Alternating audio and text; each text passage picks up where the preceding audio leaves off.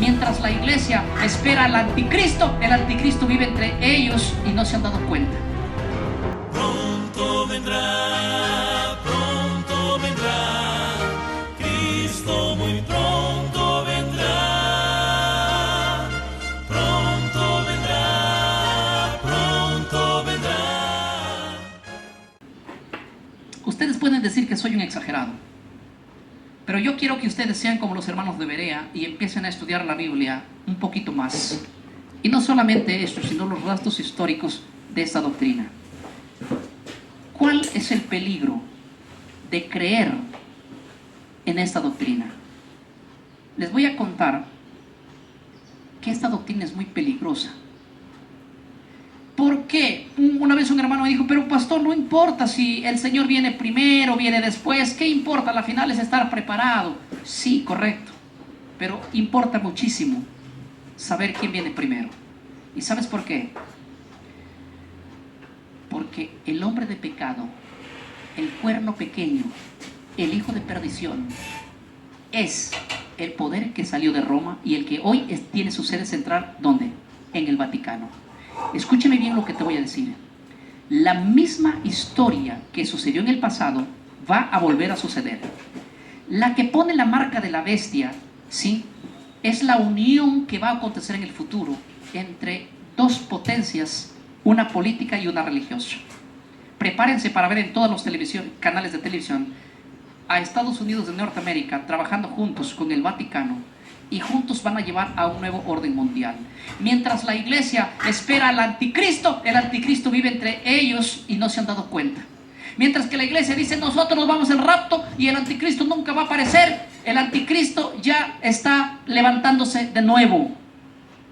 El anticristo ya está preparando el camino. ¿Y saben cuál es el peligro? El peligro es que si tú no sabes quién es el anticristo, te vas a unir al anticristo y vas a ser discípulo del anticristo. Ese es el problema, no es otra cosa. El problema es que si tú piensas que el anticristo viene del futuro, tu mente no va a pensar que el cuerno pequeño, que la sede central que está en Roma, que él es el anticristo, que él va a ser el nuevo orden mundial, que ellos van a ser. Entonces, si tu mente está pensando en otro, cuando venga la unión de las iglesias y el ecumenismo, te vas a unir con el anticristo y te vas a casar con el anticristo. Entonces, por eso es necesario saber quién es el anticristo. Y el anticristo es el poder que está hoy en Roma. Así lo predicaron a través de toda la historia, y yo no voy a hacer la excepción de predicar una teoría que es falsa. Un hermano me dijo, pero el rapto de la iglesia está en la Biblia. ¿Dónde está? A ver, muéstrame dónde está. ¿Dónde está que Cristo viene por su iglesia 7 años antes de la venida, que viene secreto, que viene antes de la manifestación del hombre de pecado? Si me logras demostrar con Biblia eso, yo me vuelvo a la doctrina que por años prediqué. No existe eso. No existe. Hay un personaje, un evangélico muy de renombre, se llama César Vidal. ¿Escucharon de ese personaje? Cuando a César Vidal le preguntan, ¿tú qué opinas del rapto? Él dice, para mí el rapto es una de las locuras teológicas creadas. Y él habla de todo lo que estoy diciendo yo, porque el hombre que educa y que se estudia no se va a dejar engañar por ningún charlatán que te está engañando lo que ya nos engañaron por casi 200 años. Son referentes de estudio muy alto, que estudian mucho. Pero esto es interesante, lo que esta noche yo quiero decir. Hermano mío, prepárate, porque se viene una gran tribulación. Y quieren que les diga algo sin ser profeta. Nosotros vamos a estar vivos todavía, porque vamos a ver con nuestros ojos ese acontecimiento, porque ese acontecimiento no está lejos. ¿Saben? La Agenda 2030 tiene como propósito unificar al mundo en uno hasta el 2030. Escuchen bien, ¿eh? Tiene como propósito la unificación del mundo hasta el 2030, donde va a existir una sola religión, un día de descanso obligatorio, y todo eso va a ser manejado entre los Estados Unidos y el poder del Vaticano. El mundo está pensando unificarse hasta el 2030. Les voy a decir una cosa impresionante. Vamos a suponer que esto se haga realidad hasta el 2030. ¿Cuántos años nos quedaría a nosotros como iglesia? ¿Ah? Y si en cabo de 6 años, si esto sucediera, no digo que va a suceder ese año, pero digo, si esto sucediera, déjame decirte, mi hermano, que la mayoría de evangélicos ni siquiera se les pasó por la mente que van a pasar por la gran tribulación, ya que todo el mundo predica que se va a alargar en un rapto antes de que venga la gran tribulación, cuando la gran tribulación está ya profetizada en la Biblia y a días de comenzar. ¿Sí? Y la iglesia no ha despertado de su eterno sueño, porque cada predicador que se levanta a hablar de esto, el poder del jesuismo es fuerte. El poder del jesuismo calla. ¿A cuántos hombres no han matado por predicar estas verdades? A muchos. A muchos. Pero déjenme decirles una cosa importante. Esto se tiene que predicar urgentemente. La iglesia tiene que saber que va a pasar por la gran tribulación, y el que causa la gran tribulación no es el acontecimiento cuando la iglesia se vaya, sino antes que la iglesia se vaya, porque el hombre de pecado se va a manifestar antes del arrebatamiento de la iglesia. Por eso la Biblia dice en Mateo 24, verso 29 en adelante: inmediatamente después de la tribulación de aquellos días, el sol se oscurecerá, la luna no dará su resplandor, las estrellas caerán del cielo, y entonces aparecerá la señal del Hijo del Hombre viniendo sobre las nubes de los cielos con gran poder y con grande gloria. El texto dice inmediatamente después de la tribulación. Puedes leerlo. No dice que la venida del Señor es antes de la tribulación. Y por eso Pablo escribió: el Señor no vendrá sin que primero venga la apostasía y se manifieste el hombre de pecado, el hijo de perdición. Y este hombre de pecado, hijo de perdición, es el cuerno pequeño. Es el mismo que los padres de la iglesia los profetizaban antes de su caída, y son los mismos que los padres de la reforma decían que es el poder que está en Roma. Punto. Me entristece mucho decepcionarlos. Es duro esto, pero es la verdad. No me voy a ir de esta ciudad hasta que tú sepas lo que va a acontecer. Y déjame decirte que el tiempo me va a dar la razón a mí. ¿Por qué? Porque las profecías bíblicas se han cumplido al pie de la letra, así como te estoy diciendo. ¿A quién tengo que mirar ahora para ver las profecías? Mira a Estados Unidos. Tus ojos ponlo allá. Estados Unidos y el Vaticano, todo lo que ellos hagan, ¿sí? No te descuides lo que ellos hagan, porque de allá, de esos dos sitios, de esos dos poderes, va a salir el nuevo orden mundial. Y uno va a reclamar poder militar, económico, y el otro va a reclamar poder eclesiástico. Una sola iglesia. Prepárate para que en los últimos años estas iglesias sean cerradas, y todas, porque solo va a haber un camino. Si quieres ser cristiano, vas a ser católico, punto, bajo obligación. Esto va a acontecer antes de que venga el Señor, porque esta es la gran tribulación que va a acontecer. Y prepárate hoy día. Yo sé que me miras con cara de incredulidad, pero esto va a suceder en estos años. Todo está preparado, todo está listo, todo está hecho, ¿sí? Simplemente le toca a la iglesia decidir. Si tú quieres esperar a otro anticristo, espéralo. Y hay pastores que no lo saben esto, y como no lo saben, ellos, cuando venga este nuevo orden para unirse entre iglesias, ellos se van a unir al poder del Vaticano, a hacer ecumenismo. Nosotros no nos vamos a unir con ningún cuerno pequeño, con nadie. Y un consejo les voy a dar: el día que tu pastor se una con el poder del Vaticano, tenga tratos, huye de ahí por tu vida. En serio, porque el ciego no vería lo que podría acontecer. El hombre, Dios le ha dado inteligencia, sabiduría. No podemos nosotros ser amigos del enemigo de Dios. Hombre de pecado, hombre, hijo de perdición. La palabra griega allí, para mencionar a ese, se refiere el hombre sin ley, el hombre que está en contra de la ley. Eso es lo que quiere decir el hombre de pecado. Hombre sin ley, hombre que no teme a Dios. El día de mañana estaremos viendo otro punto que el poder del cuerno pequeño ha hecho, ¿sí? Y antes de irme, yo les voy a decir una cosa muy interesante. Miren que yo tengo aquí mi Biblia, la Biblia Reina Valera, revisada en los años 1960. Esta Biblia es la Biblia más usada por la iglesia evangélica. Y me gusta usarla porque cuando yo la leo, muchos me entienden porque hablamos de la misma versión. ¿Sí? Esta es la Biblia que ha influenciado a toda la iglesia hoy en día. Pero en los años 1909, la Biblia más usada en la iglesia evangélica era la Biblia versión Scofield.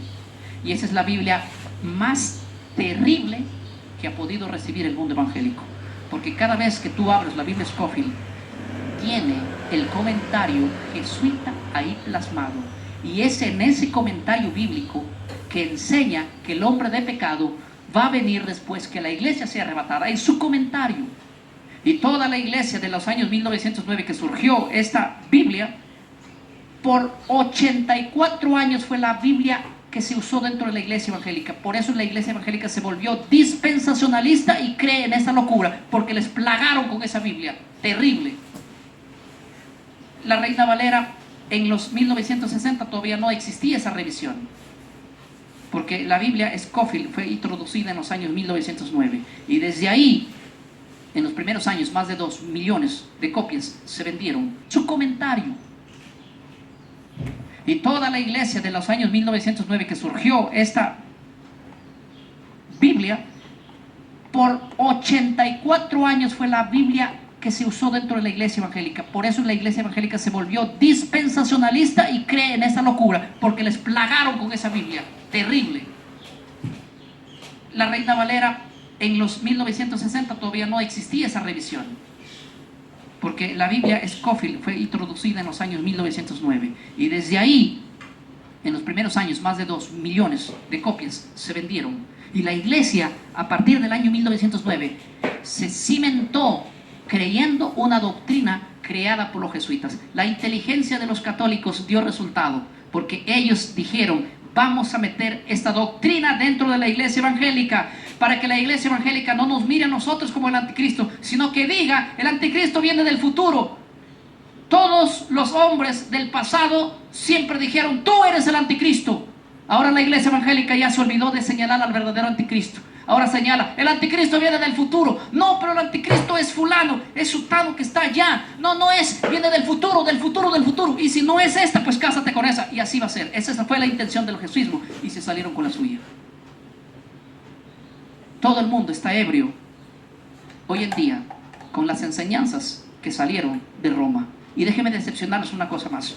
El 30% de nuestras doctrinas evangélicas son completamente católicas. El problema es que nosotros no lo sabemos. Hoy hemos tocado solo una de las doctrinas. El día de mañana tocaremos la segunda doctrina, que es completamente católica, y nosotros lo guardamos y lo obedecemos como si fuera bíblica. Y yo lo voy a demostrar a ustedes mañana que todos son católicos, aunque digan que no.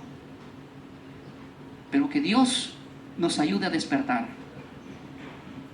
Aquí va a haber dos tipos de personas: las personas que van a ser de mente objetiva y van a aceptar la verdad que se ha predicado desde siempre, y los que se van a quedar con la doctrina jesuita que han abrazado y que creen que es palabra de Dios.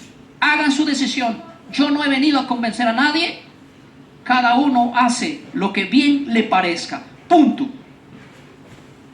Ni Dios fuerza a nadie. ¿Ustedes creen que yo lo voy a hacer? No es que el pastor vino a cambiarme de doctrina. No me digo a cambiarte de doctrina. Vengo a decirte cuál es la doctrina bíblica y cuál es la doctrina de los jesuitas. El que decide eres vos, punto.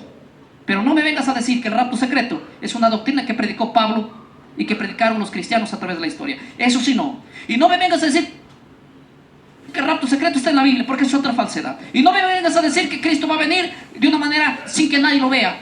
Tampoco. No me vengas a decir que el hombre de pecado va a venir después del arrebatamiento. Eso es falso. Y para que tú te quedes con tu doctrina, tienes que demostrar bíblicamente que tu doctrina está aquí, o aceptar que tu doctrina salió de en medio de los jesuitas, y el tal, tú te declaras como un jesuita sin saber que eres jesuita. No es tu culpa haber estado engañado. No es tu culpa que nadie te lo dijo. Pero de aquí en adelante sí va a ser tu culpa si es que eso haces. Y bienvenido al equipo de los reformadores. Bienvenido al equipo de los que vamos a pelear en contra del verdadero cuerno pequeño. Nuestra lucha va a ser con el enemigo, porque él simplemente es un títere del enemigo. Nuestra lucha no es contra sangre y carne. Ellos están siendo usados por el enemigo y nuestra lucha es contra ellos, contra las falsas enseñanzas y las falsas doctrinas que se están levantando y que hoy han plagado la iglesia. Yo sé que Dios va a hacer que nosotros analicemos todo lo que esta noche hemos analizado, pero sencillamente ponte de rodillas y dile al Señor: Señor, yo quiero que me ayudes a entender lo que todavía no he entendido. Y yo sé que 40 años de haber predicado esta doctrina de la noche a la mañana no sale con mucha dificultad. Yo tengo mucha gente que después de estudiar este tema en 1 o 2 horas lo entendieron y dice: pastor, es cierto, yo aquí lo leo, es verdad lo que dice, yo creo, pero mi pastor me dice que no te escuche y yo me sujeto a mi pastor. Sujétate si quieres, pero yo me sujeto a la Biblia. Yo me sujeto al pastor cuando el pastor se sujeta a la Biblia, no cuando se sujeta a los jesuitas. Me disculpan. La Biblia dice, en esos casos, más vale obedecer a Dios antes que a los hombres. ¿Quieren que les diga un secreto cortito? Los pastores evangélicos tienen miedo de ser desenmascarados. Tienen miedo de que tú descubras la verdad. Tienen miedo que la gente se vaya. ¿Saben por qué? Porque viven de los ignorantes. ¿En serio? Pero hay otros pastores que son inocentes también, que nunca lo han sabido. Y cada vez que predicamos esto, hay muchos pastores que nos escriben alrededor del mundo y nos dicen: pastor, yo creo lo que tú estás diciendo porque me puse a analizar y a investigar y he llegado a esas conclusiones. Algunos que han sido expulsados de sus iglesias, algunos que están padeciendo persecución en su iglesia. Pero ¿a quién le interesa eso? Yo quiero quedar bien con Dios y no con el hombre. Esta noche que el mensaje que ha sido presentado sea abrazado. Y mírame, en mi cara tú no vas a ver que yo dudo para decirte esto. No es que de repente estoy... tú vas a ver que yo te hablo con una convicción tremenda. ¿Por qué? Porque yo primero estuve en la postura que tú estuviste. Y ahora predico con vehemencia y fuerza y poder porque lo que te estoy diciendo es cierto. Así que todos los argumentos que tú usaste para destruir esta doctrina o para hacerla fortalecer, yo las conozco. No existe un solo argumento que hable en favor del rapto que yo no lo conozca, ya que yo lo prediqué por algún tiempo. Y hoy lo predico con el mismo poder y autoridad, diciendo que esa doctrina es completamente jesuita. Y no me interesa que lo escuchen los que deben oírlo, porque es la verdad. Refutar eso va a ser casi imposible, por no decir imposible. Dios nos bendiga, iglesia. Nos encontramos el día de mañana estudiando un tema muy interesante en este lugar y como última noche también creo que en este lugar, ¿verdad? Y tenemos otro evento en otra iglesia también. Dios los bendiga. Amén.